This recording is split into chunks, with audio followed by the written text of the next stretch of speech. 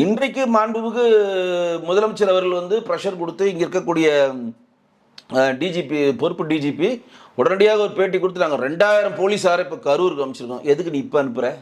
இப்போ 2000 போலீஸார் என்ன பண்ண போகிறாங்க? டீம் பண்ணி சாப்பிட்டு உட்காந்துருக்க போகிறாங்களா? எதுக்கே எப்போ அனுப்புற? 2000 போலீஸ் இங்கே எப்போ அனுப்பணும்?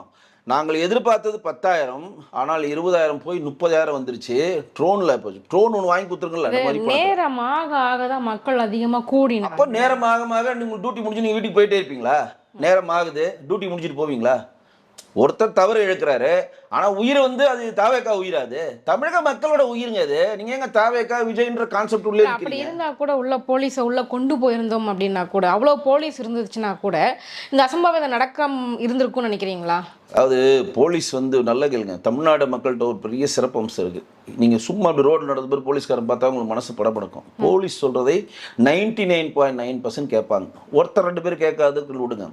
அங்கே போலீஸ் வந்து ஒரு 100 பேருக்கு 100 பேருக்கு 10 போலீஸ்னு ஒரு கான்செப்ட் வச்சிங்கன்னா, 2000 பேர் வச்சிங்கன்னா நீங்கள் 200 கிட்டத்தட்ட 100 போலீஸ் வைக்கணும்ல.